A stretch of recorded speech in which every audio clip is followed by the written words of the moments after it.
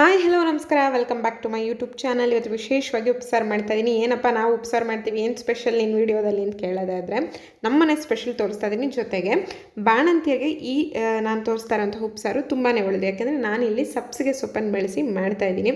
ಯಾವುದೇ ಥರದ ಶೀತದ ಪದಾರ್ಥನ ನಾವು ಬಾಣಂತಿಯರಿಗೆ ಕೊಡಲ್ಲ ಅಲ್ವಾ, ಹಾಗಾಗಿ ಅವ್ರಿಗೆ ಕೂಡ ಒಂದಷ್ಟು ಪಥ್ಯದಲ್ಲಿ ಇಟ್ಟಿರ್ತೀವಿ. ಅವ್ರಿಗೂ ಕೂಡ ಪಾಪ ತಿಂದು ಬೇಜಾರಾಗುತ್ತೆ. ಈ ಥರ ಮಾಡಿದಾಗ ರುಚಿಯಾಗೂ ಇರುತ್ತೆ, ಜೊತೆಗೆ ಅವ್ರ ಆರೋಗ್ಯ ಕೂಡ ತುಂಬಾ ಒಳ್ಳೆಯದು.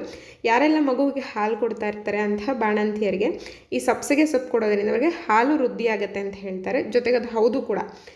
ಹಾಗಾಗಿ ಈ ಥರ ಸಬ್ಸಿಗೆ ಸೊಪ್ಪಲ್ಲಿ ಒಂದೇ ಥರದ ಅಡುಗೆ ಮಾಡಿಕೊಡೋಕ್ಕಿಂತ ಈ ಥರ ಮಾಡಿಕೊಟ್ಟಾಗ ತುಂಬಾ ಒಳ್ಳೆಯದು.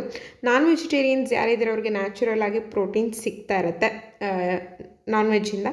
ಬಟ್ ವೆಜಿಟೇರಿಯನ್ಸ್ಗೆ ಒಂದಷ್ಟು ಸಮಸ್ಯೆ. ಹಾಗಾಗಿ ನೀವು ಇಂತಹ ಪದಾರ್ಥಗಳನ್ನು ಮಾಡುವಾಗ ಒಂದಷ್ಟು ಬೇಳೆಕಾಳುಗಳನ್ನು ಏನು ಉಪಯೋಗಿಸ್ತೀರೋ ಸ್ವಲ್ಪ ಹೆಚ್ಚಿನ ಪ್ರಮಾಣದಲ್ಲಿ ಬಳಸಿ ಅವ್ರಿಗೆ ಆರೋಗ್ಯಕ್ಕೆ ತುಂಬಾ ಒಳ್ಳೆಯದು.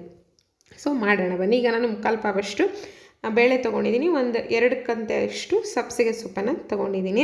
ಸೊ ಉಪ್ಸಾರ ಖಾರ ನಮ್ಮನೆ ಸ್ಪೆಷಲ್ ಏನಪ್ಪ ಅಂತ ಹೇಳಿದ್ರೆ, ನಾವೆಲ್ಲ ಮುಂಚೆ ಸೌದೆ ಒಲೆಯಲ್ಲಿ ಅಡುಗೆ ಮಾಡ್ಬೇಕಾದ್ರೆ ನಮ್ಮ ಅಜ್ಜಿಯವರೆಲ್ಲರೂ ಉಪ್ಸಾರ ಖಾರ ಮಾಡುವಾಗ ಅದನ್ನು ಕೆಂಡದಲ್ಲಿ ಸುಟ್ಕೊಳ್ಳೋರು. ಮೆಣಸಿನ್ಕಾಯಿ, ಬೆಳ್ಳುಳ್ಳಿ ಎಲ್ಲನೂ ತುಂಬಾ ರುಚಿಯಾಗಿರುತ್ತೆ.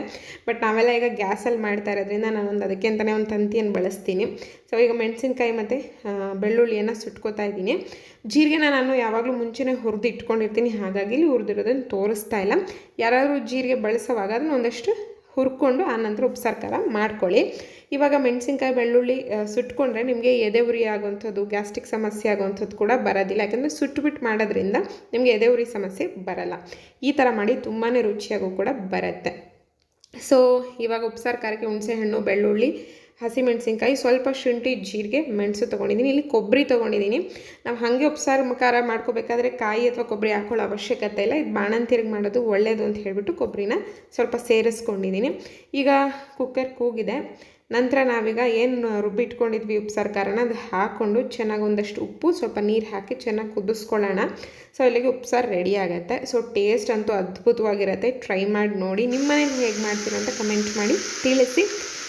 ಜೊತೆಗೆ ಉಪ್ಸಾರು ಮಾಡಿದ್ದೀವಿ, ಉಪ್ಸಾರು ಖಾರ ಮಾಡಿದ್ದೀವಿ, ಮುದ್ದೆ ಮಾಡಿದಿದ್ರೆ ಹೇಗೆ? ಸೊ ಮುದ್ದೆ ಕೂಡ ಮಾಡೋಣ ಅಂತ. ಸೊ ಈಗ ನಾನೇನು ತೋರಿಸ್ದೆ ರೆಸಿಪಿ, ಅದು ನೀವು ಮನೆಗೆ ಮಾಡೋದಾದರೆ ಕೇವಲ ಸಬ್ಸಿಗೆ ಸೊಪ್ಪಲ್ಲಿ ಅದಕ್ಕೆ ಕೀರೆ ಸೊಪ್ಪು, ಕಿಲ್ಕೆರೆ ಸೊಪ್ಪು, ಪಾಲಕ್ ಸೊಪ್ಪು, ಮೆಂತ್ಯ ಸೊಪ್ಪು, ಈ ಥರದ್ದು ಎಲ್ಲ ಸೊಪ್ಪುಗಳನ್ನು ಕೂಡ ಬಳಸ್ಬಹುದು. ಜೊತೆಗೆ ಬೇಳೆ ಬದಲು ಹಸಿ ಕಾಳುಗಳು, ತೊಗರಿ ಕಾಳು, ಅವರೆಕಾಳು ಇದ್ದರೆ ಅದನ್ನು ಕೂಡ ಹಾಕಿ ಮಾಡ್ಬೋದು. ಟೇಸ್ಟ್ ಅಂತೂ ಅದ್ಭುತವಾಗಿರುತ್ತೆ. ಈ ವಿಡಿಯೋ ಇಷ್ಟ ಆದರೆ ಲೈಕ್ ಮಾಡಿ, ಶೇರ್ ಮಾಡಿ, ಕಮೆಂಟ್ ಮಾಡಿ, ಸಬ್ಸ್ಕ್ರೈಬ್ ಮಾಡಿ, ಸಪೋರ್ಟ್ ಮಾಡಿ ಅಂತ ಕೇಳ್ಕೊಳ್ತೀನಿ. Thank you so much.